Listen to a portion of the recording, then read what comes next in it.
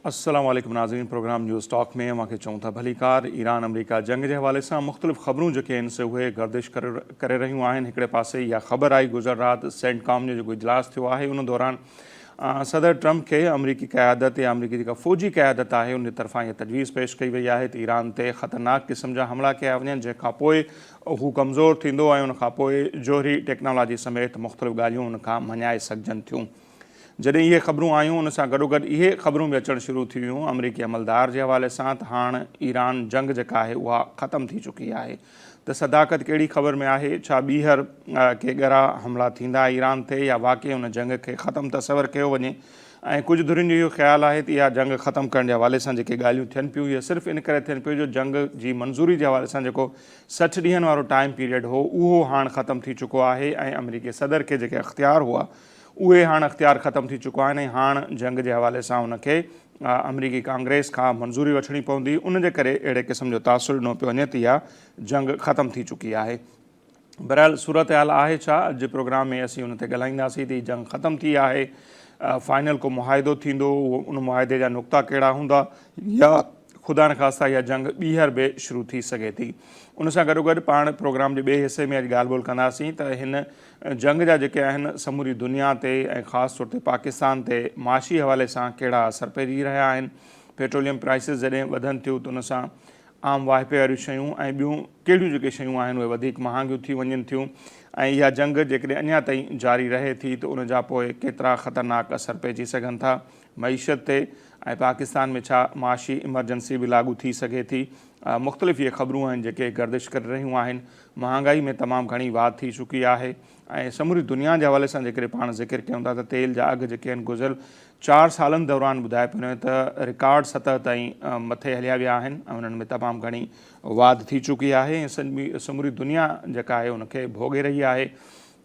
आबनाए हर्मुज़ जे हवाले सां ख़बर आहे त उते हाणे पहिरियों उनखे ईरान बंदि कयो ऐं उनखां पोइ साॻी हिकमत अमली ते अमल कंदे तक़रीबन 8 अप्रैल खां वठी असांखे नज़र अचे पियो त उते बहिरी जेका नाकाबंदी आहे सामुंडी नाकाबंदी उहा शुरू कई वई आहे, जंहिंजे करे उतां हाणे जहाज़ अची वञी नथा सघनि। ख़ासि तौर ते ईरानी बंदरगाहुनि ॾांहुं जेके ईंदड़ वेंदड़ जहाज़ आहिनि उहे उन्हनि खे रोकियो वियो आहे। सो उनखां पोइ बि जेके तेल जा अघु आहिनि तेल जी शार्टेज पैदा थी ऐं उनखां पोइ तेल जा अघु जेके आहिनि समूरी दुनिया में उहे वधी विया आहिनि।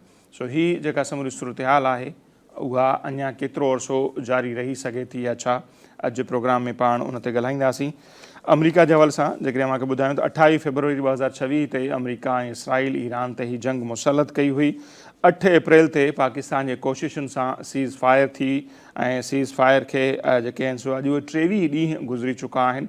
इन विच में ॿिन्ही मुल्कनि जे तरफ़ां के बि जेके आहिनि से उहे हमला न कया विया आहिनि। बहरहाल ही सूरत हाल आहे छा उनखे सम्झण जी कोशिशि कंदासीं। लेफ्टिनेंट जनरल मोइनुद्दीन हैदर साहब जेके आहिनि उहे असां सां हींअर मौजूदु आहिनि, उन्हनि सां पाण ॻाल्हि ॿोल कंदासीं।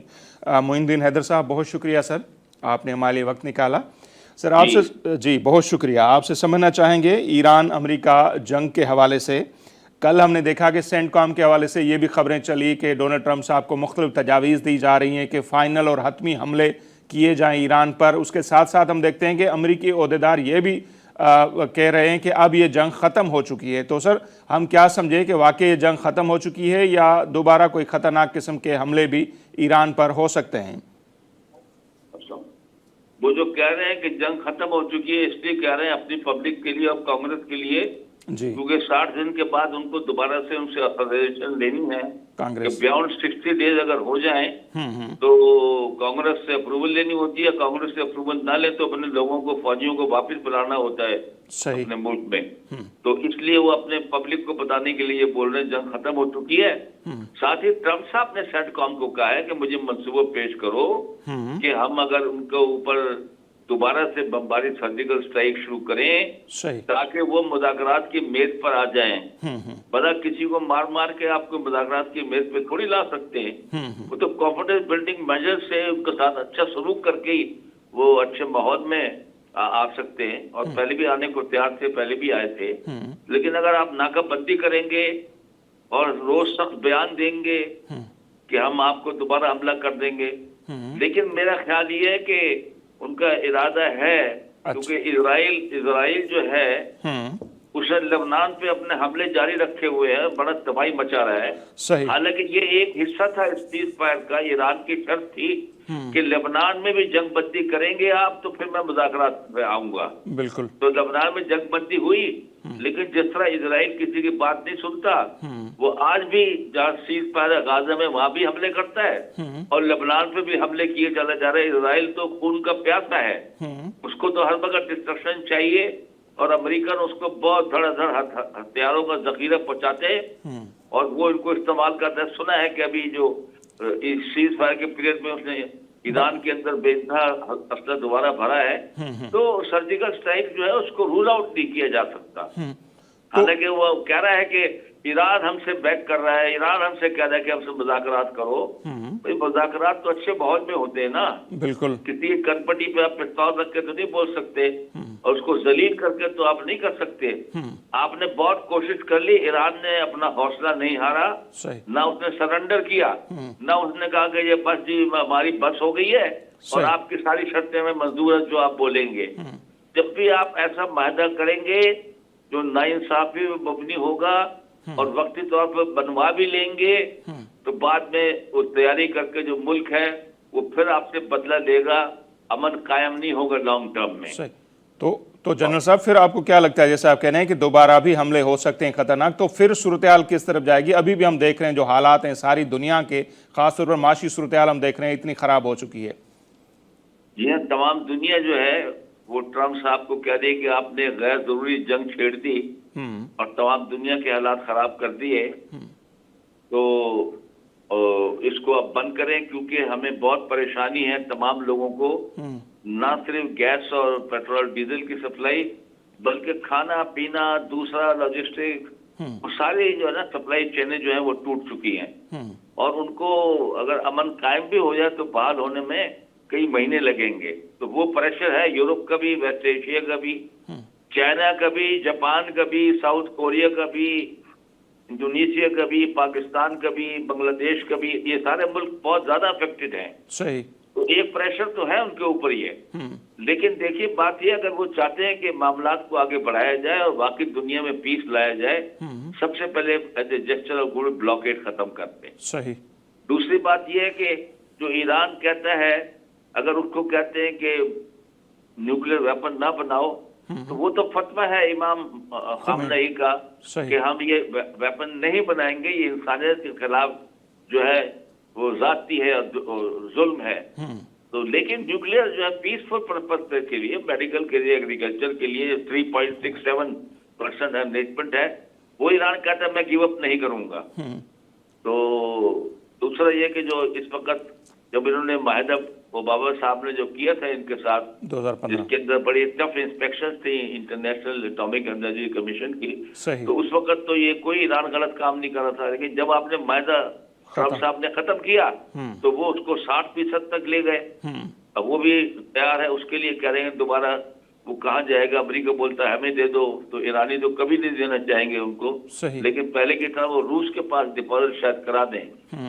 तो ये मसले हैं, लेकिन इसमें जब तक इजराइल जो है उसको भी लूप में शामिल नहीं किया जाएगा जो कि स्पॉइलर है, तो आसानी के साथ कोई मदद तय नहीं पाएगा, क्योंकि वो तो नहीं चाहेगा, उसने जंग शुरू की है और अमेरिका को जंग के अंदर घसीटा है और सारा साल से वो बोलता रहा अमेरिका को ईरान पे अटैक करो, ईरान पे अटैक करो। तो इसलिए उसको भी लूप में लेना जरूरी है, बताना जरूरी है कि बस बहुत हो चुका। अभी आप जो है ना, दूसरा एक ये जो अमेरिका की एक और भी आपको पता है आदत है जी सर, कि जब नेगोशिएशन हो रहे होते हैं तो वो बमबारी शुरू कर देता है। पिछले दिनों ओमान में जो मुज़ाकरात हो रहे थे वहां पे बमबारी कर दी। सही। कतर में पहले मुज़ाकरात इसराइल के होते, उसने उस डेलीगेशन के ऊपर जो आया था मुज़ाकरात के लिए उस पर हमला कर दिया। बिल्कुल। तो 2015 सबकी मिसालें हैं कि जब भी नेगोशिएशन हो रहे होते हैं ये वहां पर अपना जनाब जो है बमबारी शुरू कर देते हैं। ईरानी बोलते हैं कि इसकी गारंटी दो कि हर वक्त आप हम पे अटैक नहीं करते रहोगे रोज रोज। बिल्कुल। बाकी ईरान तैयारी कर रहा है, ईरान ने अपने एयर डिफेंस को एक्टिवेट किया है और जो कुछ डिफेंसिव मेजर्स लेने हैं अगर अमेरिका दोबारा से कोई जंग शुरू करता है तो उसने तैयारी अपनी जो है की हुई है। तो पहले भी हमने देखा सर मिडिल ईस्ट में खास तौर पर जो उनके अड्डे वगैरह थे उनको टारगेट किया था, तो अभी भी सूरत हाल ऐसी बनेगी, फिर यूएई या कतर या जो दूसरे ममालिक देख रहे हैं, क्या फिर दोबारा हम देखेंगे कि वहां पर हमले होंगे? तो ईरान का रद्द-ए-अमल फिर क्या होगा आपके ख्याल में? देखिए, ईरान का रद्द-ए-अमल पहले तो जो भी फोर्सेस उसकी रीच में है, उसके दस्तरस में उसकी मिसाइलों की, चाहे वो उसका बहरी बेड़े के जहाज हो या और कोई उनके एसेट्स हो, वो उसको जरूर अटैक करेंगे डायरेक्ट अमेरिका के जो है। लेकिन उसके अलावा जो अमेरिकन इंटरेस्ट है ना, जो उनकी कंप्यूटर कंपनीज हैं, जो उनके डेटा सेंटर्स हैं अमेरिका के, जहां अमेरिकन कंपनियों का जहां मफाद है, वो उनको भी अटैक करेगा उसने कहा है। उसने कहा मुझे आप परेशान करोगे तो मैं भी आपकी सारी कंपनियों को जो है वो इस किस्म की जो है जहां जहां बेस्ड है मैं उन पे भी हमले करूंगा। तो मोइन साहब, ये जो पाकिस्तान सारी कोशिशें कर रहा था, इतनी ज़बरदस्त कोशिशें, दुनिया ने पीस मेकर का खिताब भी दिया, तो फिर बातचीत अब तो पाकिस्तान की सालसी में हो रही है, तो फिर उसका क्या होगा आपके ख्याल में? वो तो पाकिस्तान जब से वो 21 घंटे के मुज़ाकरात हुए हैं, उसके बाद से लगातार मैसेज आ रहे हैं, तेहरान से भी आ रहे हैं और वो अमेरिका जा रहे हैं और अमेरिका से भी आ रहे हैं और वो पाकिस्तान तेहरान को भेज रहा है। कल भी एक मैसेज एक्सचेंज हुआ है, सही, तो तेहरान ने भेजा है जो इनके पास पहुंचे कि ये हम इन शर्तों के ऊपर मुज़ाकरात कर सकते हैं। तो उसमें भी ये है कि जोहरी प्रोग्राम पर मरहलेवार बातचीत हो, पहले आप नाकाबंदी वगैरह जो है वो खत्म करो ताकि बातचीत सबसे पहले मुझे कहते हैं ये बंद करो, इन न्यूक्लियर का मसला बाद में डिस्कस कर लेंगे, दुनिया को जो मुश्किलात पेश आ रही हैं वो खत्म करो। और दूसरा, चाइना जो बहुत बड़ा इंपोर्टर है ऑयल का फ्रॉम ईरान, तो अभी ये दौरे पर भी जा रहे हैं ट्रम्प साहब, सुना चीन अगले 14-15 दिनों में। सही, तो फिर वहाँ वो किस मुंह से जाएंगे? वो बोलेगा तुम मुज़ाकरात करने आए और तुमने मेरा तेल बंद किया ताकि मेरी इकोनॉमी को बिल्कुल खत्म करो। पहले वेनेजुएला में आपने ये कार्रवाई की, आपने अब ये कार्रवाई की, किस लिए आए आप? क्या कंसेशन अभी हमसे चाहते हैं आप? जाहिर है वो सवाल करेगा चाइना इनसे। तो फिर सर, इन सारी बातों को नजर में रखते क्या हम ये कह सकते हैं कि चीन दौरे से पहले पहले ये जंग मुकम्मल तौर पर हो सकता है खत्म भी हो जाए? हो सकती है अगर वो अपना थोड़ा से अकल इस्तेमाल करें, ट्रम्प साहब जबान अपनी जो है रोक लें, रोज धमकियां न दें और कुछ कहते हैं हम सुपर पावर हैं, बहुत ग्रेट पावर, तो ग्रेट पावर होने का सबूत दें, बड़े होने का सबूत दें, अपना नाकाबंदी बहरी खत्म करें, ईरान का जहाज जो पकड़ा हुआ है और ईरानी हमला उसको छोड़ें, तो ये कॉन्फिडेंस बिल्डिंग मेजर्स होंगे जिसकी वजह से मुज़ाकरात का अच्छा माहौल पैदा हो जाएगा। ठीक है जनरल साहब, बहुत शुक्रिया सर, आपने हमारे वक्त निकाला। नज़ीर लेफ्टिनेंट जनरल मोइनुद्दीन हैदर साहब, उन्होंने जो तजियो वहाँ जे साम्हूं आहे, उन्हनि खे लॻे थो त ईरान ऐं अमेरिका विच में पहिरियों बि हू तारीख़ ॿुधाइनि पिया त मुख़्तलिफ़ वक़्तनि ते ईअं थियो आहे त ॻाल्हियूं थी रहियूं हूंदियूं आहिनि, उन दौरान विच में हमला बि कया वेंदा आहिनि। हींअर बि उन्हनि खे लॻे थो त इसराइल इहा वरी ख़्वाहिश आहे त इहा जंग ईअं ख़तमु न थिए ऐं मुकमल तौर ते ईरान जो जेको इंफ्रास्ट्रक्चर आहे उनखे तबाह कजे ऐं उनखे ॻाल्हियुनि जी मेज़ ते आणिजे। सो हिन ॻाल्हि जो इम्कानु आहे बकौल जनरल साहब जे त ॿीहर बि ख़तरनाक क़िस्म जा हमला थी सघनि था। गॾोगॾु जीअं आख़िर में वरी उन्हनि चयो त चीन जो दौरो बि उन्हनि जो आहे, हीउ जेको महीनो अॼु खां शुरू थी चुको आहे, हिन जे विच धारे ॿुधाए पियो त उनखे चीन वञिणो आहे ऐं इन खां पहिरियां उन्हनि खे इहा जंग ख़तमु करणी पवंदी, छाकाणि त हीउ जेको बि मामिलो थियो आहे उन सां सिधी अणसिधी रीति चीन जी मईशत ते तमामु घणो असरु पइजी रहियो आहे। चीन ईरान खां सस्ते अघ ते तेल ख़रीद कंदो आहे ऐं हीअ जंग जेका थी आहे सो उन सां चीन मुतासिर थिए पियो। उन सां गॾोगॾु जेको कुझु वेनेज़ुएला में कयो वियो उन सां बि चीन जा जेके मफ़ाद आहिनि उन्हनि खे तमामु घणो नुक़सानु पहुतो। सो हाणे ॿिन्ही हंधनि ते चीन जे मफ़ादनि खे नुक़सानु बि पहुचाए थो अमेरिका, ऐं पोइ उन सां जेकॾहिं ॻाल्हियूं कंदो त उहे ॻाल्हियूं केतिरे क़दुरु कामयाबु थींदियूं न थींदियूं, इहो बि ॾिसण वटां हूंदो। सो उनजे करे घणनि माण्हुनि खे इहो लॻे थो त इहा जंग हाणे ख़तमु ई तसवर कई वञे, पर तंहिंजे बावजूदि धमकियूं बि जेके आहिनि से उहे अचनि पियूं थियूं। सो थींदो छा इन जंग जे हवाले सां इन जंग जा मईशत जेके असर पइजी रहिया आहिनि उते पाण ॻाल्हि ॿोल कंदासीं, पर हिते वक़्त पे मुख़्तसर ब्रेक शो, ब्रेक खां वापसि ईंदासीं हिन जंग ऐं जंग जे नतीजे में दुनिया ऐं पाकिस्तान जी मईशत ते जेके असर पवनि था उन ते वधीक तफ़सीली तौर ते ॻाल्हि ॿोल कंदासीं।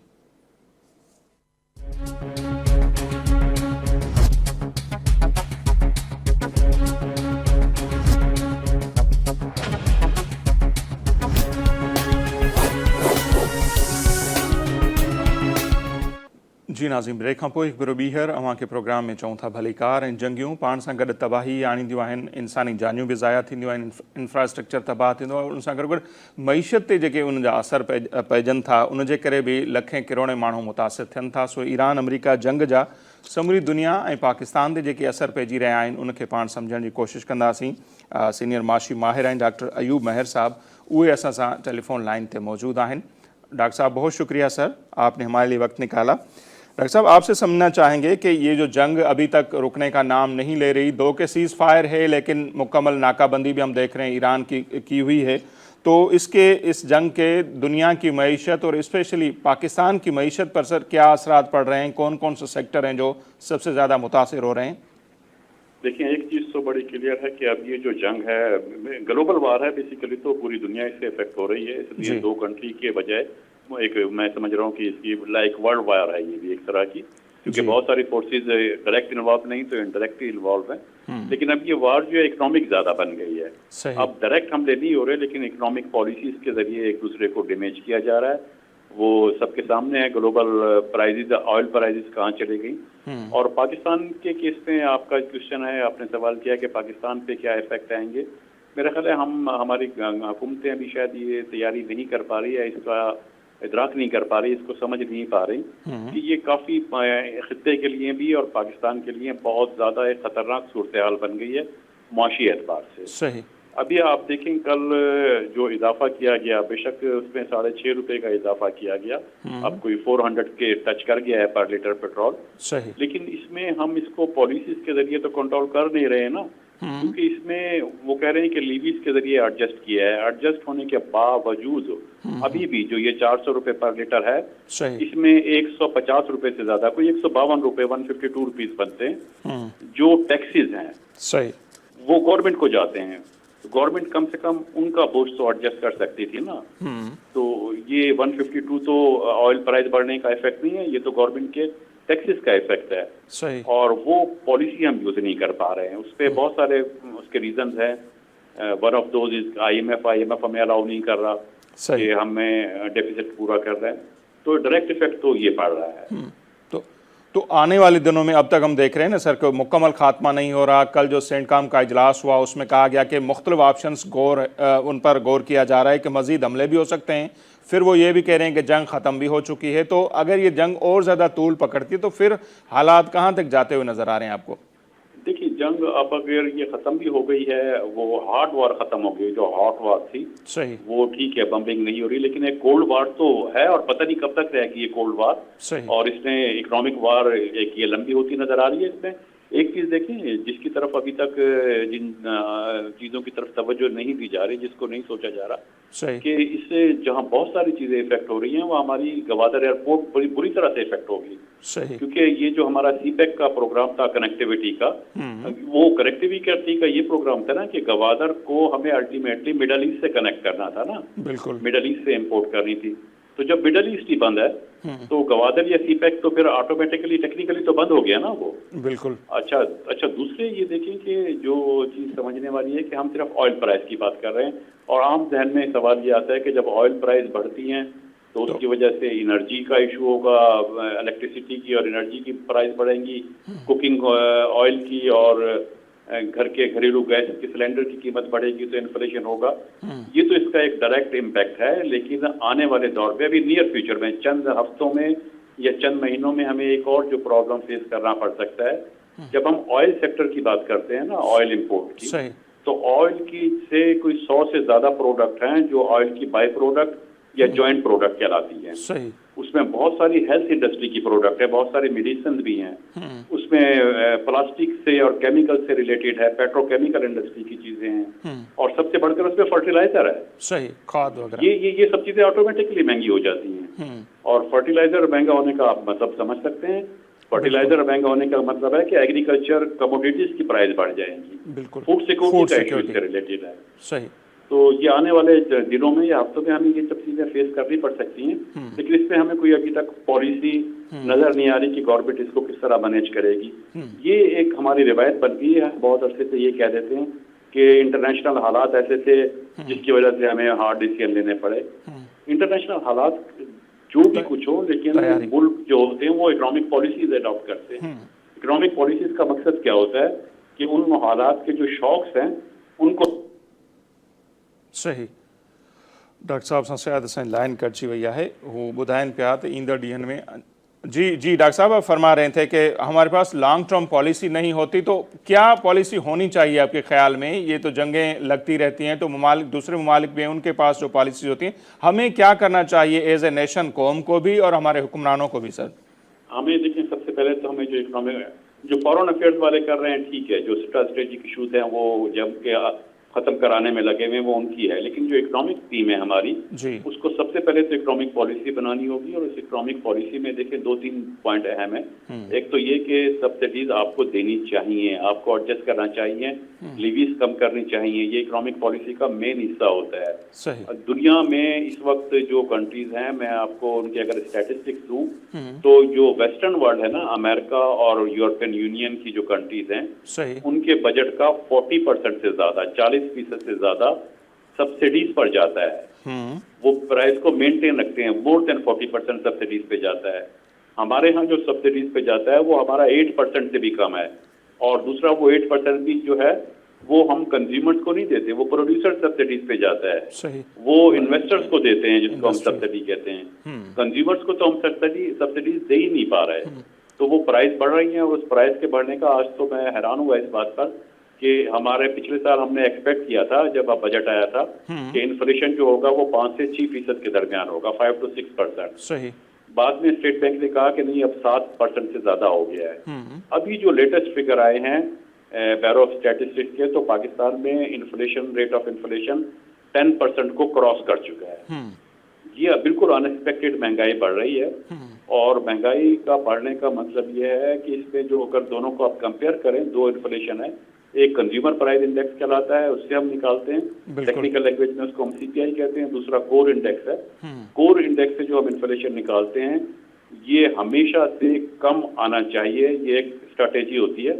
इसलिए कि वो इन्फ्लेशन जो होता है वो गरीब लोग जो 10-12 प्रोडक्ट यूज करते हैं ना, खाने पीने की नॉर्मल अशिया, जिसमें आटा है, चीनी है, दावल है, चावल है, दाल है, घी है, इन चीजों पर जो इन्फ्लेशन निकलता है वो 10-12 चीजें हैं, वो उसका rate of inflation consumer price से कम होता है। यानी दूसरे आसान अल्फाज में मैं ये कहूँ कि जो मिडिल क्लास का इन्फ्लेशन है वो थोड़ा सा ज्यादा होता है, पुअर क्लास का इन्फ्लेशन रेट कम होता है। सही। लेकिन पाकिस्तान के स्टैटिस्टिक्स में जो पुअर वाला इंडेक्स है वो मिडिल क्लास वाले को क्रॉस कर गया है। अच्छा, तो अब जो कोर इंडेक्स क्या है, 12 चीजों की प्राइसें हैं वो ज्यादा तेजी से बढ़ी हैं, वो ज्यादा है।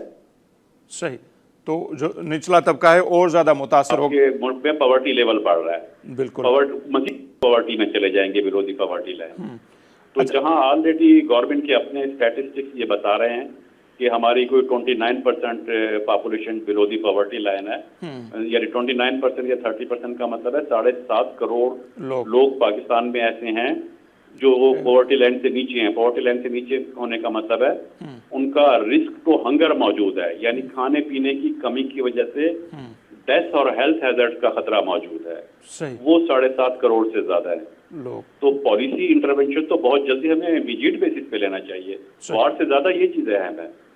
बिल्कुल सर, लेकिन जैसे आप फरमा रहे हैं कि बाहर के मुमालिक में 40% तक सब्सिडीज होती है और हमारे पास हर मरतबा जब भी बजट पेश करते हैं तो ये कहा जाता है कि ये एक लानत है, सब्सिडी नहीं होनी चाहिए, ख़त्म करेंगे, और लोगों को इसका आदि लोगों को किया गया है। तो इस बार भी 1 महीने के बाद तो वफाकी बजट हमारी आने वाली है, तो उसके क्या हालात फिर आपको नजर आ रहे हैं कि लोगों को सब्सिडी मिलेगी या वही? मेरा ख्याल, मैं तो उसको सबसे सख्ती से अपोज करना चाहिए कि सब्सिडीज हमें इकोनॉमिक पॉलिसी अडॉप्ट करनी चाहिए। इकोनॉमिक पॉलिसी के टूल्स क्या होते हैं, उसमें सब्सिडी अहम टूल होता है, टैक्स एग्जम्पशन उसका टूल है। हमें मॉनेटरी पॉलिसी में इंटरेस्ट रेट को मैनेज करना होगा। IMF से हमें बात करनी चाहिए। IMF की अपनी कंडीशनलिटीज हैं, लेकिन हमें ये चीजें कहाँ से पूरी करनी चाहिए, जबकि पाकिस्तान इस वक्त जो है वो अगर देखा जाए तो फॉरेन अफेयर्स के हिसाब से अगर देखा जाए तो अमेरिका पाकिस्तान को सपोर्ट कर रहा है, वो तारीफ भी कर रहा है गवर्नमेंट की। सही। तो और IMF में जो मेजर वोट है, जो मेजोरिटी वोट है, वो अमेरिका के पास है। तो हमें इन हालात में रिलीफ की हमें ज्यादा जरूरत है। जो हमारे कंडीशन चल रही है, जो हालात चल रहे हैं, इसमें इकोनॉमिक टीम को एक्टिव होना पड़ेगा। फॉरेन अफेयर्स में हम जो कुछ कर रहे हैं, हमारे स्ट्रैटेजिक इश्यूज जो भी चल रहे हैं, वो ठीक है, वो अपनी जगह, उसमें हमारी सक्सेस है, हम कामयाब जा रहे हैं, अच्छी बात है। लेकिन इकोनॉमिक पॉलिसीज को हम इस तरह ना छोड़ दें अनअटेंडेड कि लोग जो हम सिर्फ ये कह दें कि जी बैनुल अक़वामी हालात खराब हैं, इस वजह से हमें हार्ड डिसीजन लेने पड़ रहे हैं, ये कोई एक्सक्यूज नहीं है। इकोनॉमिक पॉलिसी बनानी होगी। इकोनॉमिक पॉलिसी का मकसद ही जो लोअर क्लास है उनको प्रोटेक्ट करना होता है। तो डॉक्टर साहब, एक रिवायत तो ये भी रही है ना, जब भी बजट आती है उससे पहले तजावीज़ भी ली जाती हैं, जैसे आप हो गए माशी माहिर जो दूसरे या तो इस मरतबा क्या सूरत हाल है? अभी वो रिवायत अभी भी चलती है, कुछ सालों से कोई तजावीज़ ली जाती हैं, या क्या मंजरनामा आपको आने वाली बजट का नजर आ रहा है? उसमें देखिए ये होता है कि वो ट्रेडिशन ये बना है कि बिल्कुल वो प्रपोजल ली जाती हैं और उसमें तमाम चैम्बर ऑफ कॉमर्स और खास तौर पे जो बड़े अदारे हैं, एम्प्लॉयर्स फेडरेशन ऑफ पाकिस्तान है, पाकिस्तान बिजनेस काउंसिल है, federation Pakistan chamber of commerce and industry है, उनसे तजावीज़ ली जाती है। लेकिन तजावीज़ से ज़्यादा अहम बात यह है उनके साथ बैठकर डिस्कशन किया जाए, डायलॉग किया जाए और उनके सामने इश्यूज रखे जाएं तो सोल्यूशन भी निकल आता है। FPCCI के प्लेटफॉर्म से एक मरतबा गालबन 2015 की या 16 की बात थी, ये शेडो बजट तक एक फेडरल गवर्नमेंट को दिया था, फेडरल गवर्नमेंट ने उस पर अमल भी किया था और वो बहुत एक सक्सेसफुल ईयर रहा था इस लिहाज से कि उन पॉलिसीज की इंटरनेशनल मीडिया ने उनकी तारीफ की थी, उस पॉलिसीज की। इसलिए कि उसमें सिर्फ ये नहीं, अगर आप आइसोलेशन में उनसे तजावीज़ लेते हैं तो हर आदमी अपने लेंसेज को देखते हुए अपनी ऐनक लगा के तजावीज़ देता है कि उसकी इंडस्ट्री को या उसकी कंपनी को क्या फायदे हैं, कहाँ टैक्स कम करना चाहिए। गवर्नमेंट आके उनसे डायलॉग करे, अपने इश्यूज बताए कि ये IMF की हमारी कंडीशन है, हमें इसके अंदर रहना है, ये हमारा डेफिसिट है, ये हमारे अखराजात हैं, इसमें रहते हुए कोई तजावीज़ बताए जाए, कोई सोल्यूशन निकाला जाए। तो बैठ के डायलॉग किए जाते हैं, लेकिन इसको एक रूटीन वर्क ना बनाया जाए। और ये ट्रेड बॉडीज भी क्या करती हैं, अनफॉर्चुनेटली ये तजावीज़ ब्रॉडर स्पेक्ट्रम में नहीं देती।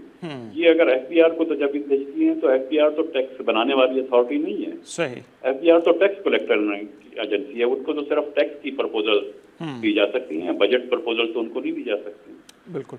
अच्छा डॉक्टर साहब, जैसे तजावीज़ का हम कर रहे हैं जिक्र, तो हुकूमत को तो अपनी जगह जो कुछ करना चाहिए ज़रूर करना चाहिए, और जैसे आप फरमा रहे हैं कि फ़ायदा उठाना चाहिए सफारती लेवल पर जो हालात हैं IMF से, लोगों को क्या करना चाहिए? जैसे मैंने आपसे पहले भी सवाल किया कि जाहिर सी बात है पिसे हुए लोग हैं बेचारे, लेकिन क्या वो ऐसी हिकमत अमली अख्तियार कर सकते हैं जो अपनी आमदनी जो भी है उससे उनका गुजारा हो सके? देखिए, लोगों के लेवल पर यह है कि अव्वल तो लोगों के पास ये अथॉरिटी तो नहीं है, जो जिस तबके की मैं बात कर रहा हूँ जो बिलो पॉवर्टी लाइन है, वो तो कुछ भी नहीं कर सकता। लेकिन पॉलिसी बनाने में जो मिडिल क्लास का हिस्सा होता है वो बहुत अहम होता है। उसमें खास तौर पे जो चीज़ है वो ये कि हमारे एक सोसाइटी में कुछ चीज़ें ऐसी आ गई हैं जो ऑस्टेरिटी मैयर अगर आप लेते हैं तो उनके अगेंस्ट जाती है। हम लोग मतलब है बेजा अखराजात भी इसराफ करते हैं। एक हमें ये छोड़ना पड़ेगा कि जो एक शो ऑफ वाले अखराजात हैं वो छोड़ना होगा। जब गवर्नमेंट की तरफ से कहा जाता है, इवन सिंध गवर्नमेंट का भी मुझे याद है कमिश्नर लेवल पे भी ये कहा गया था कि हमें डे लाइट का फायदा उठाना चाहिए तब वो ताकि कंजम्पशन कम हो जाए, हमें दूसरे जो अपने सोशल एक्टिविटीज हैं उसमें थोड़ा सा कंट्रोल करना चाहिए अखराजात को। तो वो अच्छी प्रपोजल है, लेकिन ये सिर्फ अखलाकी, जब हम तरगीबात देते हैं तो सिर्फ अखलाकी तौर पर कहने से लोग नहीं समझते, उसके लिए फिर लेजिस्लेशन करनी पड़ती है, उस पर अमल कराना पड़ता है। लेकिन अगर ये अमल कराया जाए, 6 महीने साल अमल कराया जाए तो हो सकता है बाद में ये लोगों की आदत बन जाए। अभी दूसरे डेवलप्ड कंट्रीज में भी ये होता है ना, लोग डे लाइट का बहरहाल फायदा उठाते हैं, मार्केट जल्दी खुलती है जल्दी बंद होती है।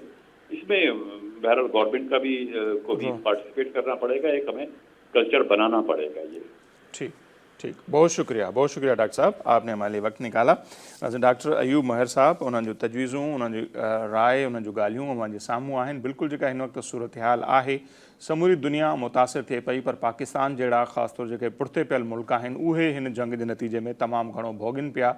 ऐं जो ॿुधाइनि पिया त महांगाई जेका आहे उहा मुसलसल वधे पई, ऐं उनजो डायरेक्ट जेको असरु आहे, जेको हेठियों तबिको आहे, ख़ासि तौर ते लोअर मिडिल क्लास जेको तबिको आहे, उन ते तमामु घणा असर पइजी रहिया आहिनि। जेको असांखे हुननि ॿुधायो सब्सिडीज़ जे हवाले सां, जॾहिं बि हुकुमरान असांजा ॻाल्हियूं कंदा आहिनि, प्रेस कॉन्फ्रेंसूं थींदियूं, हाणे बजट जी सीज़न अचण वारी आहे, त माण्हुनि खे बार बार इहो चयो वेंदो आहे त सब्सिडीज़ का हिकिड़ी बुरी शइ आहे, उहा न हुजणु खपे, माण्हुनि खे आदी कयो वियो, माज़ी जे हुकुमराननि ते इल्ज़ाम तराशी थींदी आहे। पर डॉक्टर साहब जड़ा जेके माशी माहिर आहिनि दुनिया जो जिन खे ॼाण आहे उहो ॿुधाइनि पिया त ॿाहिरिनि मुल्कनि में ख़ासि तौर ते तरक़ी याफ़्ता मुल्कनि में बि 40% ताईं माण्हुनि खे रिलीफ ॾियण लाइ सब्सिडीज़ ॾिनी वेंदियूं आहिनि मुख़्तलिफ़ जेके खाता आहिनि उन्हनि में। पर हिते ईअं थींदो आहे जो उहा सब्सिडीज़ बि वॾनि सरमाएदारनि खे मिलंदी आहे, आम माण्हुनि खे उनजो को बि फ़ाइदो नाहे पहुचंदो। ऐं डॉक्टर साहब हींअर ॿुधाइनि पिया त असां वटि जेको हिकिड़ो वॾो जवाज़ सब्सिडीज़ ख़तमु करण जे हवाले सां हो त उहो इहो हो त IMF जो जा ॻरा शर्त आहिनि, सख़्तु शर्त आहिनि उनजे करे ख़तमु कयूं पिया। पर हाणे जेके हालतूं आहिनि पाकिस्तान जूं काफ़ी बहितर आहिनि इंटरनेशनल लेवल ते, सो उन्हनि जो फ़ाइदो डॉक्टर साहब जो चवणो त उन्हनि खे वठणु खपे ऐं IMF जा जेके शर्त आहिनि उहे घटि करणु खपनि जीअं माण्हुनि खे रिलीफ मिली सघे। सो ईंदड़ ॾींहंनि में पाण ते वधीक बि ॻाल्हाईंदासीं। असांजो अॼु जेको ही प्रोग्राम आहे उहो हिते पंहिंजी पुॼाणी ते थो पहुचे। असांजी ईंदा इजाज़त, अलाह निगहबान।